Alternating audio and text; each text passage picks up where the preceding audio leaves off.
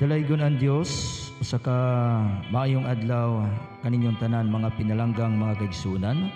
I'm Pastor Rodolfo Chomera Jr. And I'm Sis Mimi Chumera. from Jesus is the Way of Salvation Ministry. So aniya ang kami karon nining mao nga kahigayunan nga gitugot sa atong buhi nga Dios aron makahatag na usab og mga mensahe alang kanatong tanan pinalanggang mga kaigsunan. Amen. Mao kini ang pulong nga maghatag og paglaom nga tinubdan sa kalig-on kusog sa atong pagpangalagad sa atong buhi nga Dios. Atong ablihan atong mga Biblia makita kini sa kapitulo 15 sa Roma bersikulo 4. Palihog ko basa sa pulong sa Dios.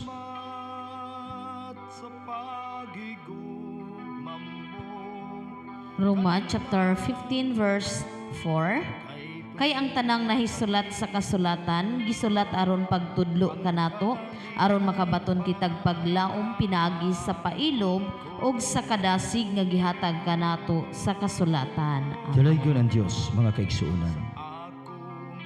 Ang kasulatan nga gibilin kanato sa atong Ginoo mao kini ang tinubdan sa paglaom kadasig nga dako kaayo og kahimuan alang sa ato nga tagsa-tagsa ka mga kinabuhi karon. Labi na karong kapanahunan nga kundiin daghan nga mga kasinatian, pagsulay, problema, balatian ang mihari o midagsang nini atong kapanahunan karon.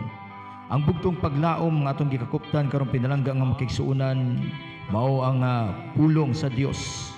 Puno sa saad, puno sa gugma ug matinumanon gayud alang sa mga katawhan nga nagatuo diha kani. Ang pulong nga tinubdan sa paglaom sa higayon nga ikaw anaa sa mga pagsulay, anaa sa mga kalisdanan, Amen. anaa sa mga kasakitan. Kung atong pamalandungan pag-ayo ang mensahe sa Ginoo kini maghatag kanatog kalig-on nga makabarog kita makapadayon Amen. sa atong pagpangalagad diha sa ato nga buhi nga Dios. Kung unsa man nga mga pagsulay ang nasinati sa matag usa kanato karon, kung wala ang pulong nga maghatag og paglaom hayan mapukan ang atong pagtuo.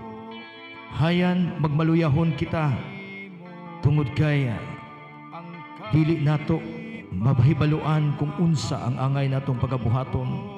Kumuhari na ang mga daotang emosyon, kaguol, mga kasakit tungod sa mga pagsulay. Apan igsoon hinumdumi ang pulong nga mo'y maghatag kanatong paglaom sa atong pagpakabuhi niini nga kalibutan, sa atong pagpakigbisog sa daghang mga pagsulay nga gitugot sa Ginoo sa atong kinabuhi.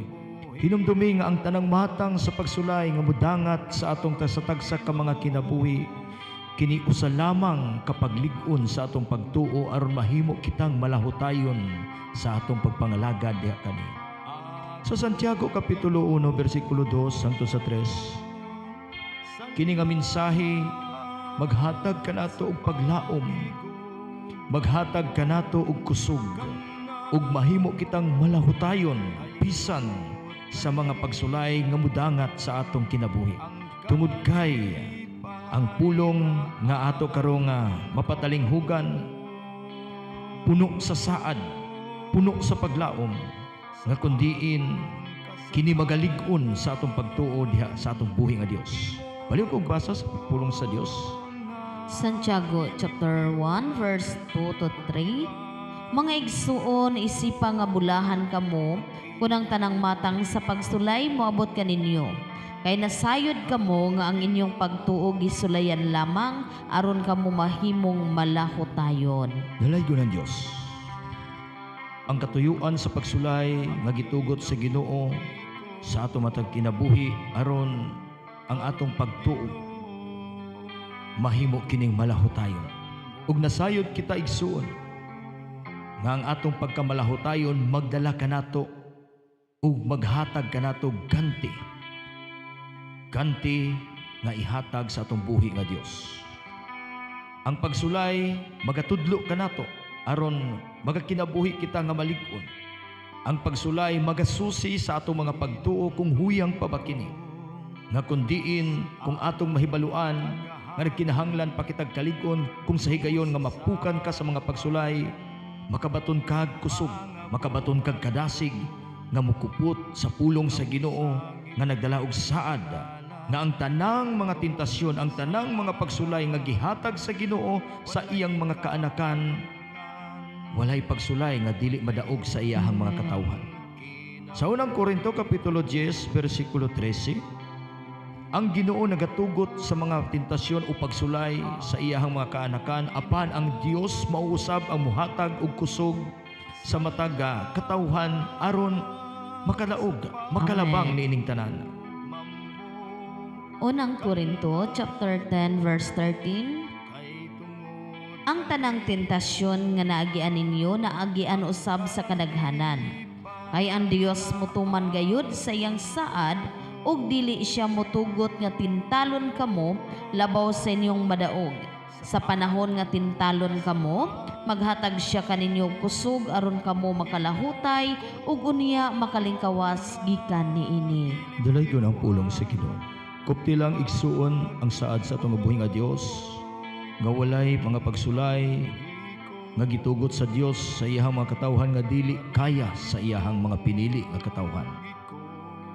Gitugutan kini sa Ginoo aron ikaw mahimong magmalahutayon o makabaton og kalig-on ug hinumdumi lang ang saad sa Ginoo nga hatagan kag kusog sa higayon nga anaa kanimo ang mga pagsulay aron ka makalahutay. Ang kinahanglan nimong himuon, itugyan sa Ginoo ang tanan. Amen. Isalig sa Ginoo ang tanan nimong kabalaka, ang tanan nimong problema, ang imong balatian aron ikaw pagatabangan, pagalig-unon ug pagaayuhon sa atong buhi nga Dios. Ang pulong nga atong adungog karon maghatag kanatog dakong paglaom aron kita magmadasigon sa pagpadayon sa pagpangalagad sa atong buhi nga Dios. Ug tugutig suon nga ang Ginoo sa imong matag sa atong matag kinabuhi karon natakna magapanglihok pinaagi sa atong pagdawat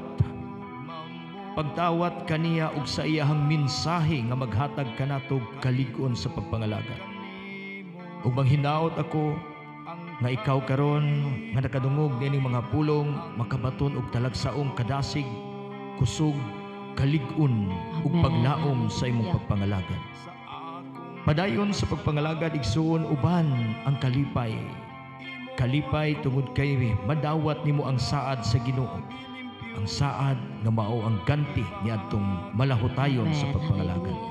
Dalaygon ang pulong sa Ginoo ug tuguti nga kami